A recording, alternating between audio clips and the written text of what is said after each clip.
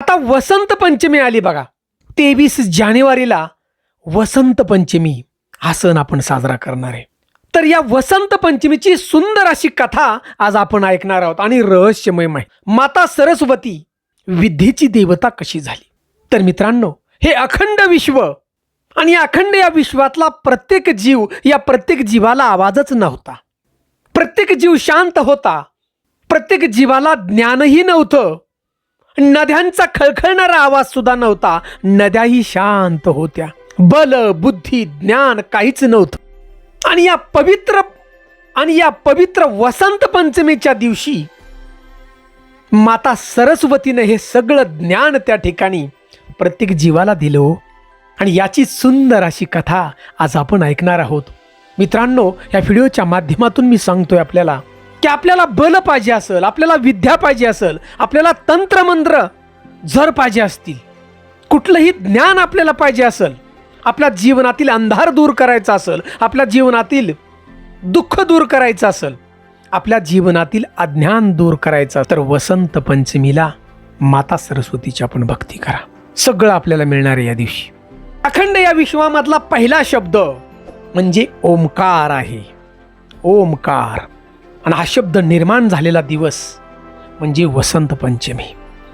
सुंदर अशी माहिती की जीवनाला योग्य दिशा मिळण्याचा दिवस, तो दिवस म्हणजे वसंत पंचमी. जीवनातला अमूल्य वेळ जरूर द्या अशा माहितीसाठी. पण हा व्हिडिओ नक्की शेवटपर्यंत आपण ऐका. आवडला तरच फक्त लाईक करा.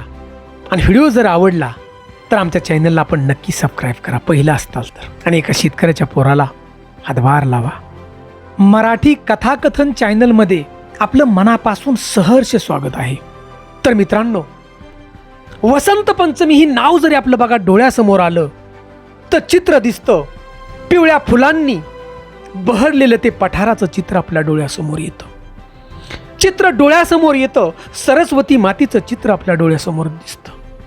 विद्या, ज्ञान हे सगळं डोळ्यासमोर येतं. तर मित्रांनो, वसंत पंचमी हे केवळ ऋतू परिवर्तनाचा दिवस नाही, याच्या पाठीमागं रहस्यमय अशी कथा आहे.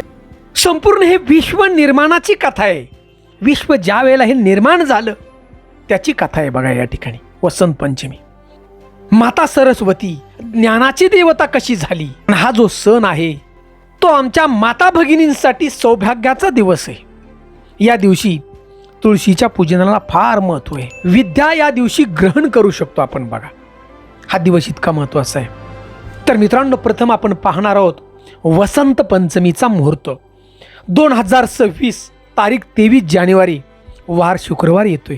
आणि माता सरस्वती पूजनाचा जो मुहूर्त आहे तो सकाळी 7:13 चालू होतोय आणि दुपारी 12:33 आपण ज्ञानाची देवी माता सरस्वतीचं पूजन करू शकतो बघा. माता सरस्वतीला हा दिवस समर्पित आहे. वसंत ऋतू आगमनाचं प्रतीक आहे. आणि हा दिवस म्हणजे आत्म्याला ज्ञान ग्रहण करण्याचा दिवस आहे. हा दिवस इतका महत्वाचा आहे बघा.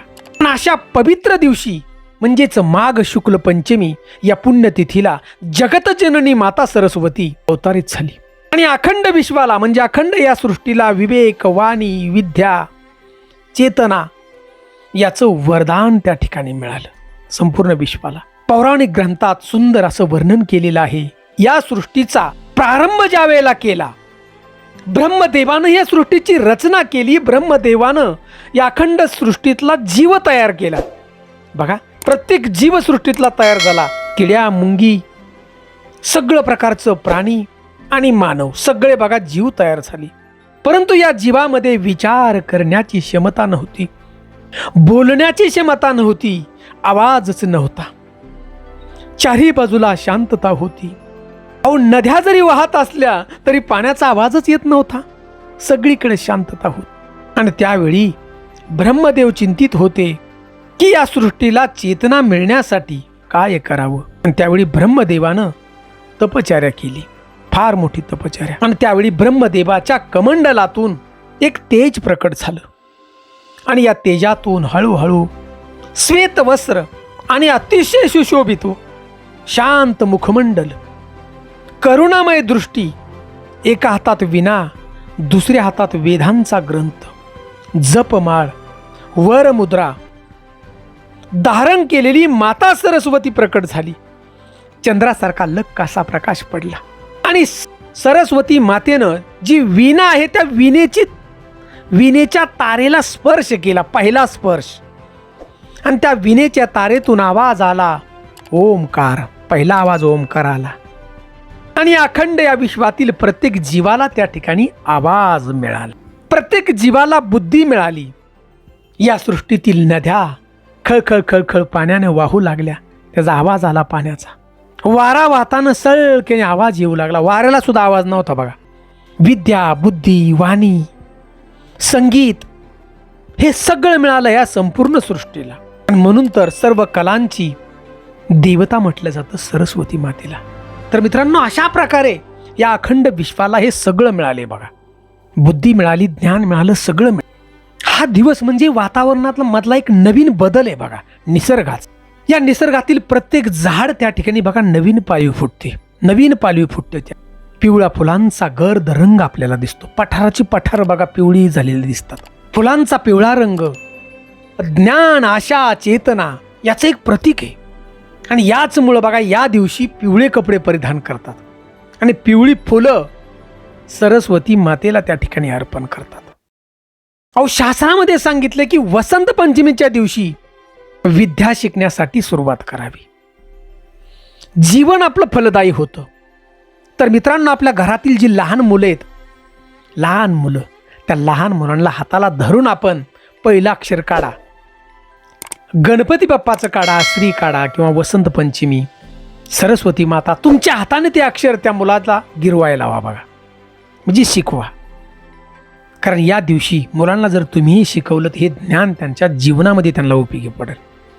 सरस्वती मातेचा हात त्यांच्या माथ्यावरती राहील. सरस्वती माता प्रत्यक्ष जिभेवरती राहील बघा. हा विश्वास ठेवा. तो आपण माझ्या बोलण्यावरती ठेवा, अध्यात्मावरती ठेवा. आणि आपल्या घरातल्या मुलांना हा दिवस अजिबात विसरू नका.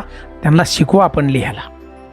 कारण जुनी माणसं पाठीवर बघा खडून शिकवायची. या दिवशी हातानं श्री लिहाल, आपल्या हाताने शिकवायची, गिरवायला लावायची असं म्हणायची. मित्रांनो, ही त्रिकाल सत्य आहे.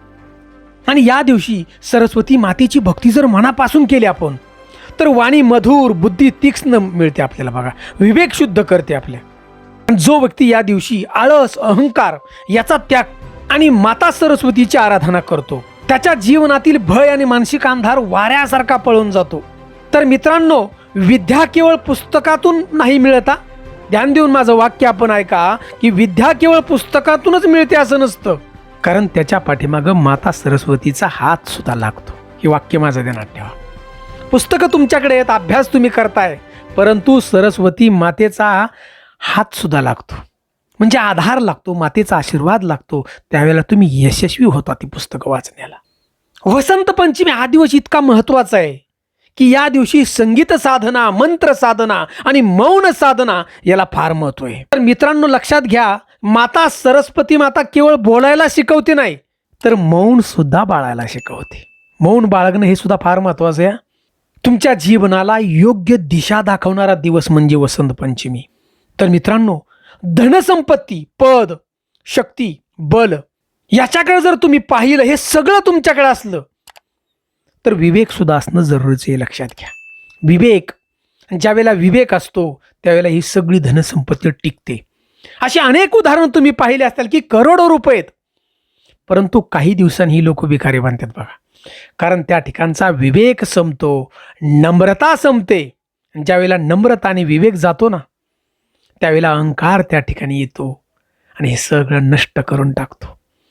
त्यासाठी मित्रांनो, वसंत पंचमीच्या दिवशी माता सरस्वतीचं पूजन अगदी मनापासून आपण करा.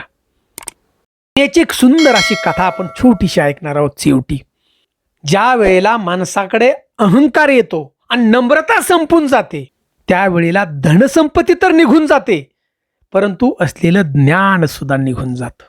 सुंदर अशी कथा आहे मित्रांनो. आर्यव्रतामध्ये हजारो वर्षाची ही गोष्ट आहे की एक ब्राह्मण पंडित राहत होता. ब्राह्मण होता. आता ब्राह्मण होता, भरपूर ज्ञान त्याच्याकडे होतं, 4ही वेदांचं ज्ञान होतं, परंतु त्याच्याकडे गर्व होता. तो स्वतःला संपूर्ण या संसारामध्ये सर्वश्रेष्ठ मानत होता.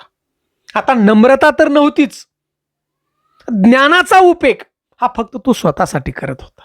दुसऱ्यासाठी अजिबात नाही. दिवसामागून दिवस चाललेले होते. या पंडिताकडे फार अहंकार आला. जवळ आलेली होती वसंत पंचमी. आता वसंत पंचमीच्या दिवशी या हुशार ब्राह्मणानं सरस्वती मातेचं पूजन केला. परंतु हे पूजन केवळ ज्ञान मिळावं या आशेनं केलं. परंतु ज्ञान दुसऱ्याला देणार हाच त्याचा स्वभाव नव्हता. दुसऱ्याला तो कमकुवत नेहमी मानत होता. अहंकार त्याला होता. आता पूजन वगैरे झालं सगळं. रात्र झाली आणि ब्राह्मण झोपी गेला. आणि झोपीमध्ये बघा ब्राह्मणाला स्वप्न, एक तेजोमय असणारी स्त्री, हातामध्ये विणा, जपमाळ, चंद्रासारखा प्रकाश, म्हणजेच प्रत्यक्षात सरस्वती स्वप्नात आले. आणि त्याला सांगितलं, अरे तुझ्याकडे ज्ञान भरपूर आहे, पण तू ज्ञान दुसऱ्याला दे. ज्ञानाचा अहंकार करू नको, नम्रता ठेव तुझ्याजवळ, तर तुझं ज्ञान टिकल आणि तरच तुझ्याकडे असणारी धनसंपत्ती टिकेल, तरच तुला वैभव प्राप्त होईल, तर तुझं पद टिकेल. आता देवीने सांगितलं, पण ह्यांनी काय मनाव घेतलं नाही. कारण हा ब्राह्मण संपूर्ण या संसारातला हुशार पंडित स्वतःला मानत होता. अहंकार झालेला त्याला होतो. अहंकार आणि नम्रता आली ना की बघा काय होतंय पुढं. स्वप्न झालं, रात्र उजाडली. ब्राह्मणांनी सगळं सोडून दिलं, कारण ज्ञानाचा अहंकार होता. म्हणलं मला माझ्याकडे ज्ञान आहे, मला कोणालाही घाबरायची गरज नाही, कोणाचं ऐकायची गरज. नेहमीप्रमाणे हा हुशार असणारा ब्राह्मण राजाच्या दरबारामध्ये होता. दरबाराच्या ठिकाणी गेला. तो गायक होता, कला सगळी त्याच्याकडे होती. आणि त्याला राजानं श्लोक म्हणायला सांगितला, चांगला श्लोक म्हणा पंडितजी. मातीची कला कशी बघा. हुशार असणारा ब्राह्मण, ज्याला चारही वेदांचं ज्ञान असणाऱ्या ब्राह्मणाला तो श्लोकच आठवला नाही. काहीच आठवण ततम करायला लागलं. ब्राह्मण तोंडातून आवाज येण्याचा बंद झाला. अहो सगळी सभा भाऊ लागली. म्हणली एवढा हुशार पंडित, चारही वेदांचं ज्ञान असणारा पंडित, पण शब्दही बोलू शकत नव्हता. ब्राह्मणाचा अपमान झाला. फार वाईट वाटलं. त्याची चूक त्याला त्या ठिकाणी कळाली. ब्राह्मण त्या सभेतून उठला, घरी गेलाच नाही बघा. आणि तो ब्राह्मण जंगलाच्या दिशेनं निघून गेला. आणि जंगलामध्ये घोर अशी त्यांनी तपश्चर्या करू लागला. परंतु त्यानं मौन बाळगलं होतं. घोर अशी तपश्चर्या केली सरस्वती मातेची. मनामध्ये तो मातेचं नामस्मरण करत होता. दिवसामागून दिवस चाललेलं होतं. 1 वर्षभर तपश्चर्या केली आणि तो शेवटचा दिवस आला वसंत पंचमीचा. लक्षात घ्या, मौन बाळगलं होतं 1 वर्षभर या ब्राह्मणानं. आणि प्रत्यक्षात सरस्वती माता त्या ठिकाणी आली आणि म्हणली, बाळा तुझ्या भक्तीवरती मी प्रसन्न आहे. तुझी चूक तुला कळाली. मी सगळी बुद्धी ज्ञान तुला मी परत आता देते. आणि मातेने तथास्तु म्हटलं. बघा सगळं ज्ञान त्या ब्राह्मणाला परत माघारी आलं आणि त्यानं गर्व त्या ठिकाणी सोडून दिला. लक्षात घ्या, माणूस कितीही हुशार असला, कितीही ज्ञानी असला, सगळी कृपा ही सरस्वती मातेची बघा. म्हणून अजूनही जुनी लोक म्हणतात का नाही, छान जर एखादा माणूस बोलणारा असेल, सुंदर आवाज असेल, तर आजही लोक जुनी बघा म्हणतात, अहो साक्षात सरस्वती माता त्याच्या जिभेवरती आहे हो. विवेक, बुद्धी, सगळं ज्ञान दिले. हे ज्ञान जर असेल, विवेक आपला ठीक असेल जाग्यावरती, तर हे सगळं टिकतं बघा. अशी हजारो उदाहरणे आहेत की धनसंपत्ती भरपूर आली, भरपूर धनसंपत्ती, जमीन, पद सगळं आलं. परंतु ज्यावेळेला विवेक खराब झाला माणसाचा, विवेक खराब झाला आणि अहंकार आला, त्यावेळेला हे सगळं निघून जातं आणि रसातळाला माणूस जातो. तर मित्रांनो, वसंत पंचमीचा हा दिवस आपल्यासाठी एक संधी. सरस्वती मातेचं आपण मनापासून पूजन करा. आपल्या घरातील लहान मुलं असतील त्यांना पण त्या दिवशी शिक्षणाचे धडे द्या. म्हणजे मुलं जरी छोटी असतील तरी हातानं पाटीवर लिहून त्यांना शिकवायचं. आता पाटीचा जमाना गेला, पण वहीवर पेन्सिलने काय ना लिहून आपण नक्की शिकवा. कारण हा विश्वास ठेवा आणि वसंत पंचमी हा सण साजरा करा. लक्षात घ्या, महिलांसाठी तुळशीचं पूजन तर आपण दररोज करतो, परंतु वसंत पंचमीचा दिवस हा फार महत्त्वाचा आहे बघा. या दिवशी तुळशी मातेचं आपण मनापासून पूजन करा. आपल्याला सौभाग्य प्राप्त होईल आणि आशीर्वाद त्या ठिकाणी सरस्वती मातेचा आपल्या पाठीवरती राहील. मित्रांनो, सुंदर अशी माहिती जर आवडली ना तर एक लाईक नक्की करा आणि आम्हाला कमेंट ओम नमो भगवते वासुदेवाय नमः अशी कमेंट जरूर करा. जय हिंद, जय महाराष्ट्र.